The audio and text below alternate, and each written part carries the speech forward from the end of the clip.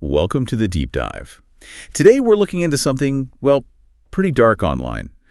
It's about profiting from some really tragic user-generated content. Yeah, it's based on this account from a YouTube creator, Remnant777.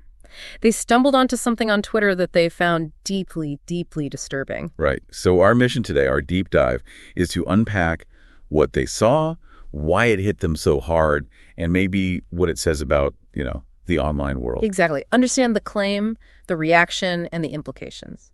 Okay, so this YouTuber, Remnant777, they start by talking about Twitter and how it's just, well, full of graphic stuff these days. Yeah, fights, accidents, even death. It's become almost commonplace to see that kind of thing scrolling through. And the crucial point they made early on was monetization, that you can actually make money from views on this stuff. Directly. They mentioned something like potentially a couple of dollars per million views. Not huge sums maybe, but the principle is there. Yeah, the fact that views equal cash, even for this kind of content, it sets a strange incentive, doesn't it? It really does.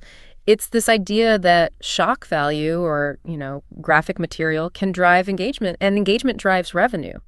We see it elsewhere, like with misinformation. Sure. But applying it to something like someone's death feels different. It feels like crossing a line. Definitely. And there was one specific video that really triggered this whole reaction for the creator. What was that? They described seeing a video, it sounds awful, of a man on a high ledge, clinging on, and then he fell.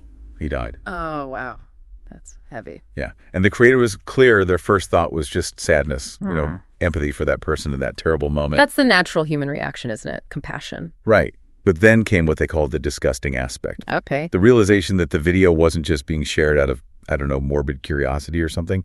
It was posted to make money from his suicide. To profit directly from it. Exactly. Taking someone's absolute worst final moment and turning it into like a revenue stream. The creator was just revolted by that. I can understand why. It feels incredibly exploitative, commodifying that kind of intense human suffering.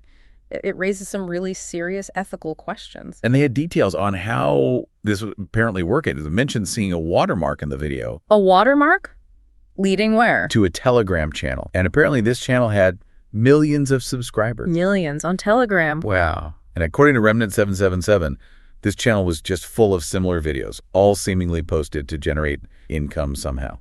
So it sounds less like a random one-off and more like a maybe deliberate system, a channel built specifically around distributing and profiting from this kind of tragic content. That's how it came across, yeah. A model built on tragedy. The scale of that, millions of subscribers, that points to a demand as well, which is another disturbing layer. Definitely. And the creator, trying to express how wrong this felt, used some really strong comparisons.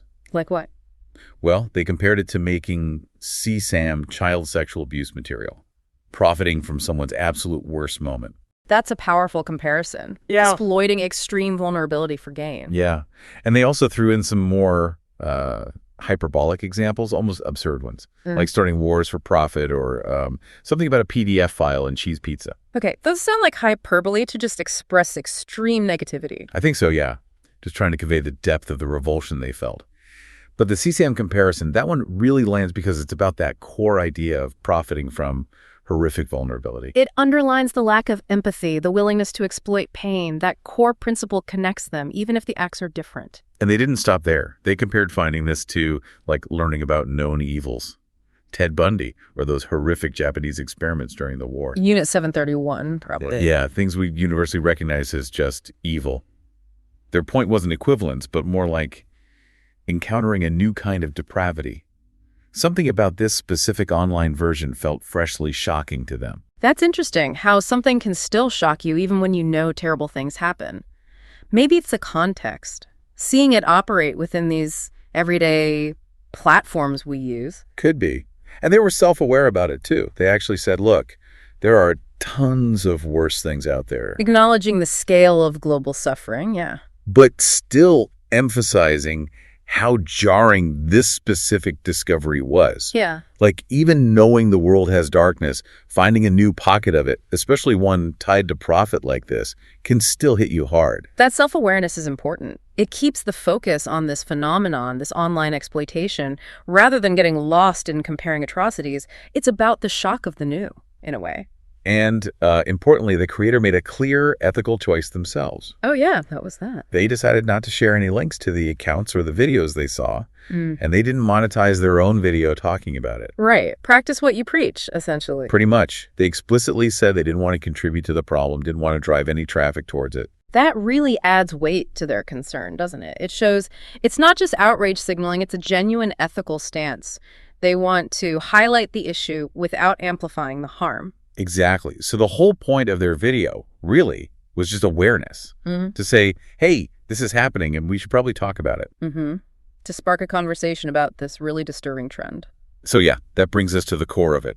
This account highlights the direct monetization of suicide videos. And the creator's journey from sadness to, well, sheer disgust at seeing that exploitation in action. It's a very visceral reaction, but understandable. Absolutely. The idea of someone's last moments being treated as clickbait for cash it's deeply unsettling. Makes you think about the corners of the internet we don't always see. And it pushes us towards some bigger questions, doesn't it?